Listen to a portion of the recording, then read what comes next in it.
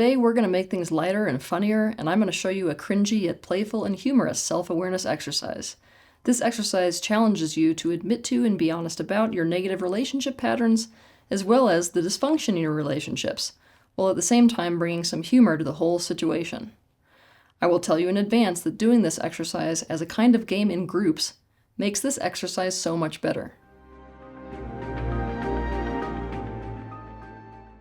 Back in the day, people used to post want ads for relationships in the newspaper, and later on, posting sites like Craigslist. They were called a personal ad or a contact ad, and they are actually the very thing that evolved into the profiles on dating sites and dating apps that you know today. I'll give you some examples of what I mean. Here is one from the 1920s that reads, "I am 27, employed by the government, have small but reasonable salary, will make some poor working girl from 18 to 25 a good husband and a happy home. Must be Protestant. No dancers, flirts, or streetwalkers need answer. My object is matrimony. Write P71, Elaney Press Office." And here is one from the 1980s. "Forever single, phooey, says this very attractive, slim, successful male professional, 50, who is more sensitive than Mother Teresa, more lovable than E.T., wiser than Yoda, and more modest than a presidential candidate. Seeking a pretty, slim, warm female who yearns for a serious relationship that is more fun than human beings should be allowed to have." And here is one from 2016. "Is anyone out there? This 32-year-old vivacious thrill seeker is seeking her hero who knows how to treat a lady. Why is she still single, you ask? Because she isn't one to settle.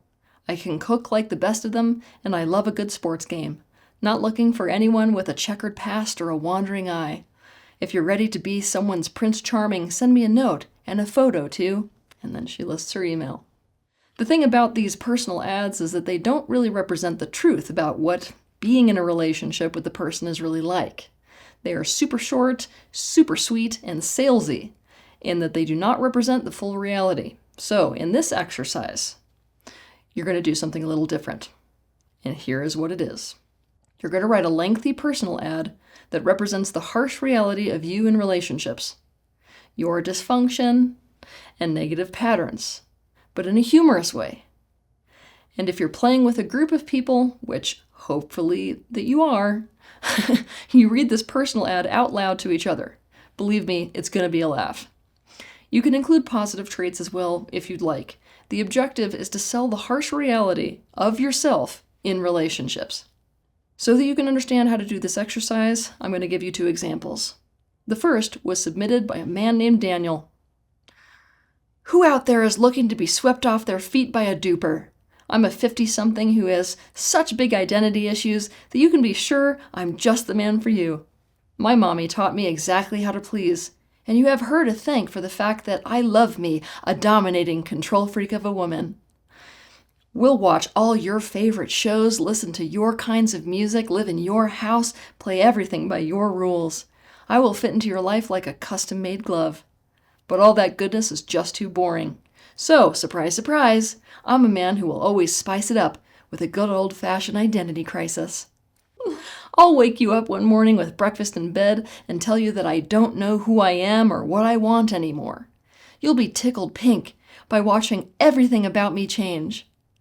I loved your music. Not anymore. I was fine with watching your shows. Not anymore. I agreed to your rules. Nope, I take that back. We were perfect for each other. Nope, I think we were actually pretty incompatible. I was just doing what it took to make you like me. And just like that, you will feel the excitement return to your life because I have mastered the art of plunging a woman into the passionate throes of complete uncertainty. If you're a lady who is scared of ending up with a cocky narcissist, look no further because I am an insecure codependent who is looking for a lady who wants to dance. Dance back and forth, that is, between push and pull, because unlike all those other men who seem to know exactly what they want and who they are, how unoriginal, my terror of enmeshment and yet terror of aloneness will ensure that this relationship is never going to get boring. It's never going to get stable either. I'm seeking that special woman who knows deep down that she will accept the exact opposite of the original premise upon which our relationship was formed. I'm looking for a woman who is ready to set up her life so it depends on me, only to realize that she's built her life on quicksand. Love is about being willing to give up our truth and to hurt for the other person's needs, and I've spent my lifetime searching for a woman who is ready to do that for me, just like I did it for my mommy. Also, are you sick of how sex-obsessed men tend to be? My mommy raised me up different. She taught me to never initiate sex at all. This way, everything gets to be on your terms. And this means I'm every woman's dream. Because if you don't initiate, we won't ever have sex. I can even go years without it just the same. We can even sleep in separate bedrooms if that's what you prefer. I snore anyway. If you're that lucky lady who is ready to be the next person I start off pleasing and then rebel against, send me a text message at his phone number. I'll respond just as soon as I don't feel like my autonomy is threatened by having to respond to you in order to please you. Now I have a special treat for you. The second example will be presented to you by one of my own team members, Tristan. Are you looking for a high-maintenance woman with a little dose of crazy? Look no further, because I'm your gal. At first glance, you'll be enchanted by my warm and elegant-seeming charm. I will have countless deep conversations with you to the point where all concept of time is lost. In a few weeks, and even days, you'll feel like no one else in the world knows you as well as I do. This is because I'm studying you like you're my next science experiment. Partially because I really do want to know you, and also because I have effectively psychologically analyzed you, so that I can keep myself safe by becoming the perfect woman for you. After all, I'm doing exactly what my parents taught me to do. Become whatever I need to be to get their love, attention, and approval. It's not like I ever learned that I could get any love by being authentic and real. So, if you need a housewife, I'm your gal. If you need a CEO businesswoman, I'm also your gal. If you need a bookworm, I'm your gal. If you want an athletic woman, I can also be that for you, no problem at all. I'm down to be whoever you want as long as you meet my needs. Warning though, if you don't meet my needs, I'll flip on you. All my real truths and personalities will come out, and I'll expect you to love me anyways. If you don't, you're the bad guy.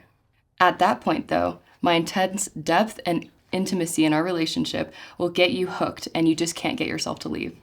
So buckle your seatbelt in for a wild ride. You are now officially stuck in this cat and mouse game with me. I will push and pull and push and pull, all to get you to fixate your attention on me. Ultimately, the men who are interested in me care more about excitement than stability anyways, and I'm one to please. Oh, another thing. Me believing I need to change myself for love has led me to have crippling self-worth issues and an anxious attachment style, so you will need to reassure me 24/7. If you planned a thoughtful date for us, by the end of it, I'll still ask you if you love me. And again when we wake up in the morning. And again the next day. And again, and again, and again. It is something I conveniently like to forget, what can I say? So remember when I said I was a little dose of crazy? Well, I lied. I just say a little bit so you'd be willing to get into a relationship with me. I'm the whole package of crazy. It is at the point in the relationship where I feel secure to really show you what I'm made of. If you act in a way that upsets me enough, I will go full Kung Fu Panda on your ass. We'll be lucky if we don't have any broken plates by the end of our fight. After all, I know you have a fetish for fire, and I know how to turn a campfire into a forest fire. This will perfectly feed into your dysfunction because if you're interested in me, you must be the kind of guy that lets the woman take up so much of your life that you can avoid your own personal truths and finding yourself. You will keep yourself nicely occupied and entertained by my chaos, that you forget who you are and just let me lead the relationship. In turn, I will gladly take all the responsibility of our relationship like my parents taught me to do, only to end up bitter and resentful in the end. So, if you're the type of guy who dreams of dating multiple women, I'm the perfect girl for you. You can have a relationship with all of my personalities. The only cost is your sanity. When you are writing this personal ad, consider things like, what is a funny way of selling people on something that isn't appealing? Are there any marketing gimmicks that you've seen that you could include? Would you be placing the article yourself, or would someone else be posting it about you or for you? And how would that impact the way it's written? What are the things about you that you receive the most negative feedback about? What have multiple people objected to about you? What are your worst habits?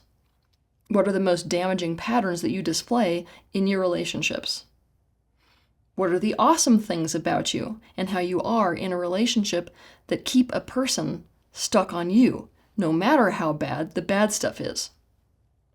Would your personal ad be about a romantic relationship or a different kind of relationship, like a friendship or maybe a business arrangement? What are the unwanted or dysfunctional traits in the people that you keep being attracted to or choosing, and what makes you keep choosing them over other people? What would make someone suffer about your behavior or the details of your life, and how might you highlight those things in a sales pitchy way? This exercise will sting, but practicing adaptive humor by developing the ability to laugh at yourself and accepting that every person and every relationship comes with contrast is a very useful tool on the road of self-awareness and self-development, where we all have this nasty little habit of taking ourselves and our problems a little too seriously all the time. Have a good week.